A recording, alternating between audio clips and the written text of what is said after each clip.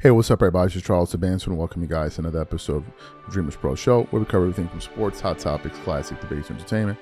And we give you guys a fresh perspective on things and how we see them. And today we got a ridiculous show for you guys. Before we get into it, please make sure you like the video and sub to the channel. Be sure to follow me on Instagram. My handle is CTABANZ. And make sure you sign up to our brand new free newsletter called Champions Digest. We have it pinned in the comments section below, where you get weekly updates on what happened around the NBA and other news. You can read all of it in just 5 minutes on every Sunday. Make sure you sign up to that. We have it free and it's pinned in the comments below. Anyway, let's get into this topic here. So I came across a clip yesterday, right? I don't watch Mind the Game because Mind the Game is exactly what some people have referred to. I don't know if it's Ticket TV that came up with it first or somebody, but one of them did.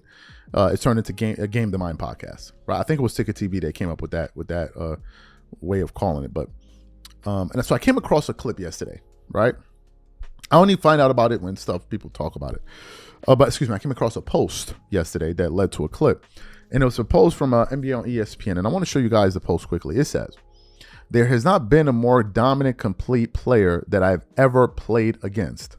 LeBron James on Nikola Jokic via the Mind the Game podcast." And the minute I saw that, a bunch of thoughts just started going through my brain. Like, here we go again with the cap, right? So what we want to do is quickly play what LeBron had to say about Nikola Jokic. And then we're going to come back and continue on the show. Take a listen to LeBron James here. Let me ask you this. Is he the best offensive player you've ever played against? Wow, that's a tough question right there, Steve. Oh, my God.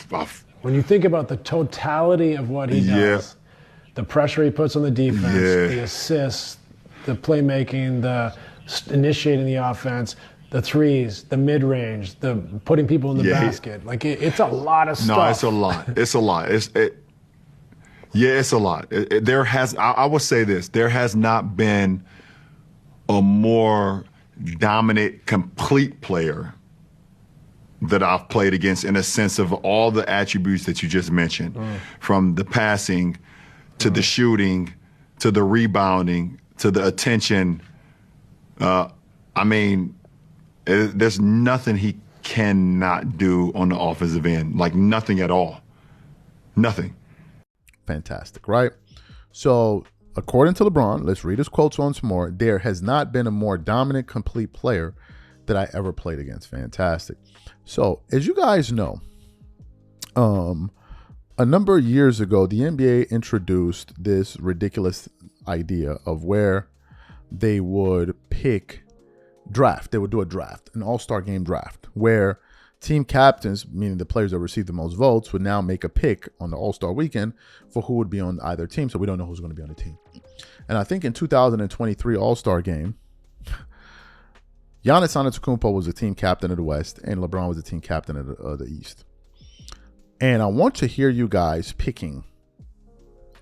I want you to hear you guys play a quick clip of you guys of LeBron James picking Nikola Jokic as the last player in the draft. Take a listen to this quickly. There were just two starters left up here. LeBron.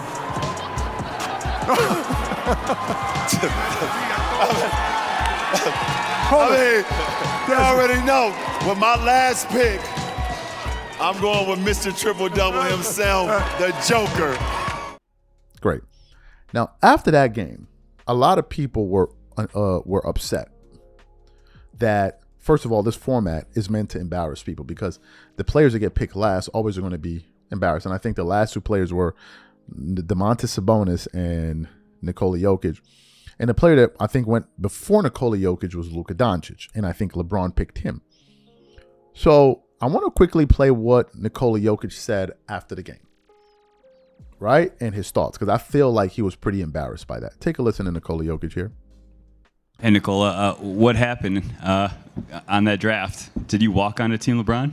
No, I just didn't. I thought I was last, and I just stood up because I thought I was last, and I felt it bad, especially now when we lost. So Everything worked out. You see, then no, you're welcome. I just feel bad. I mean, I thought I was last, and I just stood up because I didn't see Lowry, so my bad. I've always said that awards don't mean that much to you, and you're a two-time MVP frontrunner for a third MVP. Were you a bit surprised to go number 7 in the draft? No, I will not draft myself either. I'm not meant for this game. Fantastic. Now, if you remember after that embarrassment, the Lakers faced off against the Denver Nuggets in the Western Conference Finals that year. And what happened? The Denver Nuggets went out of their way to embarrass the Lakers. They could have beaten them in 5 games, but they went out of their way to embarrass the Lakers and beat them in 4. They beat the living hell out of them. And they trolled them all throughout the offseason, especially the head coach, Mike Malone. Now, let me tell you guys the part that I believe is phony. First of all, LeBron is saying that Nikola Jokic, let's go back to the comments. There has not been a more dominant, complete player that I've ever played against. There has not been a more dominant or complete player that I have ever played against. In that 2023 All-Star draft, because this is 2025 that we're in, let me tell you the players that LeBron picked ahead of Nikola Jokic. These are the players that he picked ahead of him. Anthony Edwards, Jaylen Brown, Paul George, Tyrese Halliburton, Julius Randle, De'Aaron Fox, Joel Embiid, Kyrie Irving, Luka Doncic. He picked all of these guys before he picked, let's go back to the quote, the most dominant, complete player that he ever played against. Does that make any sense to you guys? If Nikola Jokic is the most dominant, complete player you ever, wouldn't he have been the first pick in the draft? Wouldn't he have been the first pick in the draft?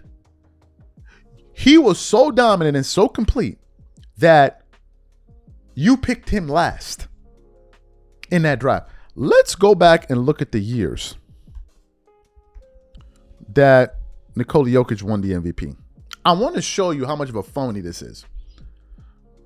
Nikola Jokic won the regular season MVP in, what are the years?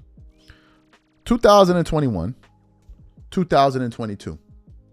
He picked a 2-time MVP last.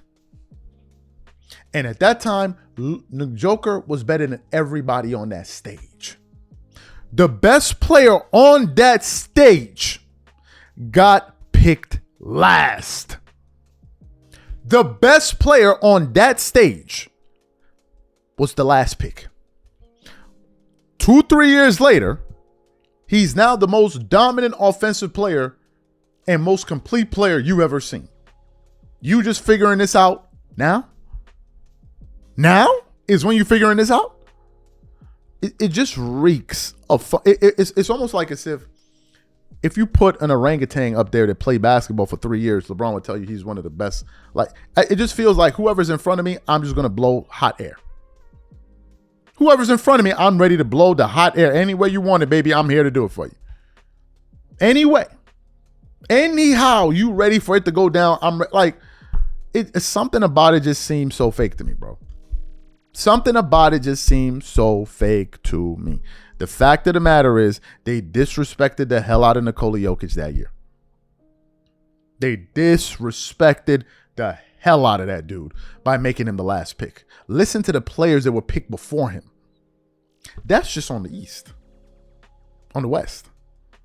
Drew Holiday got picked before him. Now, Giannis was trying to build this international team. I forgot all of the players he picked. I know he had Bam. I know he had SGA. I know he had Pascal Siakam. I forgot who else he had. So Giannis was kind of trying to build, but Giannis didn't come out and say that he's the most dominant player ever.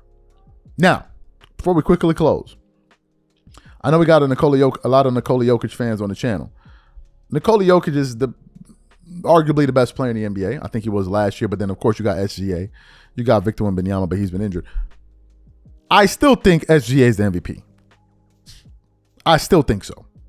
Because Oklahoma City Thunder were 18-1 without their second best player. Now, we're going to argue about that. I'm going to say that, but I still think SGA is the MVP. I just want to throw that in at the end. But anyway, these are my thoughts. Whatever you guys think about it, please leave your thoughts in the comments, and we catch you on the next show. I'm out. Peace.